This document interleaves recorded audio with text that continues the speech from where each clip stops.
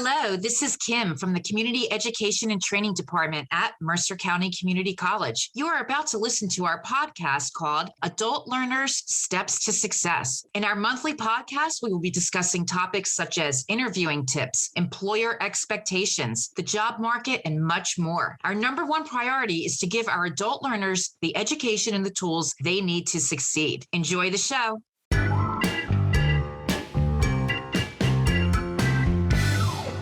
Welcome, everyone, to today's podcast. Today, we have with us Debbie Wood from St. Mary's Medical Center. Welcome, Debbie. Hi, Kim. Hi, how are you today? I'm doing good, thank you. Great. Why don't you start off by telling us a little bit about yourself? Well, I am the lead mammography technologist at St. Mary's Medical Center in Langhorne, PA. I graduated as a X-ray tech in 1990. 2 years later, I really started in the mammography world and just kept going. And it really worked for me, especially when I had children. I was able to go part-time, per diem, do all that stuff. And now here I am as a supervisor of the breast imaging center. And I have under me breast ultrasound. We do DEXA scans and mammography. And I have about 20 plus employees that I take care of and manage. And I really enjoy it and I like it. And I feel like it's my calling. Your job responsibilities, can we talk about that for a minute? Like, I know that you are in charge of interviewing potential candidates, correct? Yes. Let's talk about your role in interviewing candidates.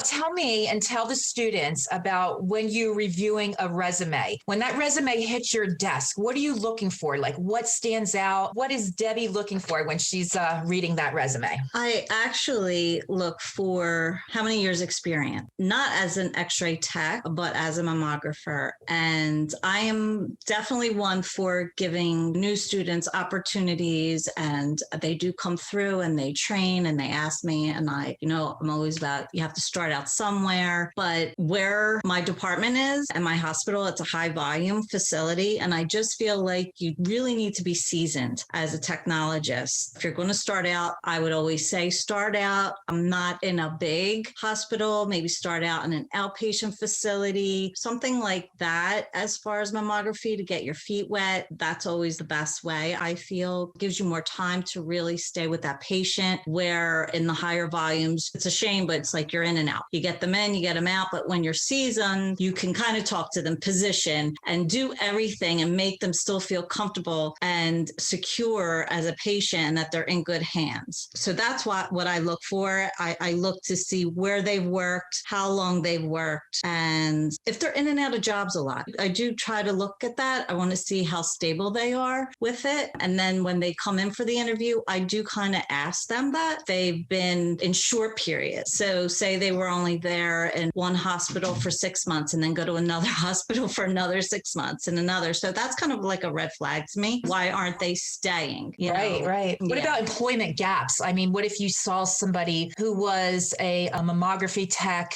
for 4 years and then 2 years are empty on the resume and then they pick up again? Do you take that opportunity to ask that candidate what was going on in that 2-year period? Absolutely. Yes, I do. And I've had that. And some people will tell me they had to take time for a family member that was ill. Right. I've had them say for childcare, or they were laid off and they wanted to go a different route and go experiment or see if they want to get their hands dirty in something else and then maybe come back into the field. So yeah, that question I do bring up if I do see that. But if I see, like I said, 6 months, a year or 2 months, and it's like constant like that. But if someone's been like in 3 jobs, but 30 years experience, like I have, and had 3 or 4 jobs, but in it for so many years, and maybe they moved, or there's a lot of things, or they wanted to move up the ladder and they couldn't. They were in a dead end and where they were. So there's a lot to consider. I love that you mentioned moving up the ladder, because I have talked to the students before before about career ladders and advancement. So I'm glad that you pointed that out. Thank you. Yeah. Okay, let's talk first impression. When a candidate walks in your door, what is your first impression? Tell me about their appearance, maybe what they're wearing, something like that. What you think is inappropriate and what you think is appropriate. With being in the medical profession, a lot of people will come from work and we wear scrubs. So someone might come in scrubs, but the majority of the time, and I have to say, and I've done this myself, I made sure I gave myself enough time. If I was going for an interview and I was leaving my present job, I did change and I put on business attire, business casual, not over the top. And it's kind of funny because I was questioned one time in one of my interviews and they said, why are you dressed in regular clothes? Didn't you just come from another job?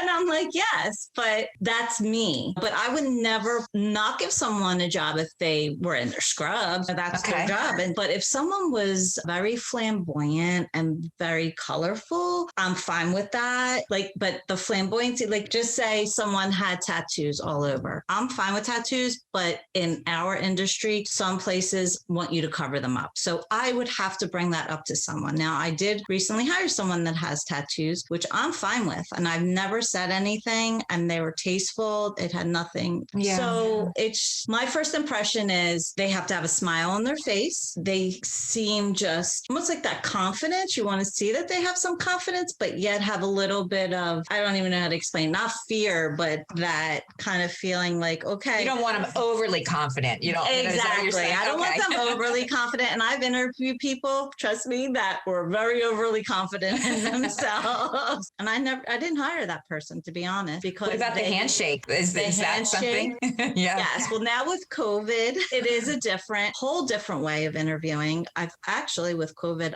we've done a lot of over the computer, over the web, which it's a whole different dynamic. And you kind of get a feel of them over that. But I feel like in-person is a whole different level. Yes, the handshake, you want that. You want someone to reach their hand out to you and introduce themselves and stuff like that. Yeah. And you want like a firm handshake too. I have interviewed people myself in the past. And if you're going to give me a limp little handshake, then it's like, oh, come on. Like you got to go in there. Yeah. That's where that confidence comes in too. That's good to know. You know what else I wanted to say real quick? Oh yeah. If they're disheveled, if they seem disheveled or if they're put together, that is a big thing to look for because if someone is disheveled, that goes to show you that's how they'll be when they work. They won't be organized. That's what I look for too. Let me go one step further with the appearance part of it. What about heavy makeup and bright nail polish for the female candidate? Is that something where you would discourage people from doing, or it doesn't matter to you? Like if somebody came in with neon green nail polish, a crazy outfit, really heavy makeup, maybe like super bright red lipstick. And is that something that you think employers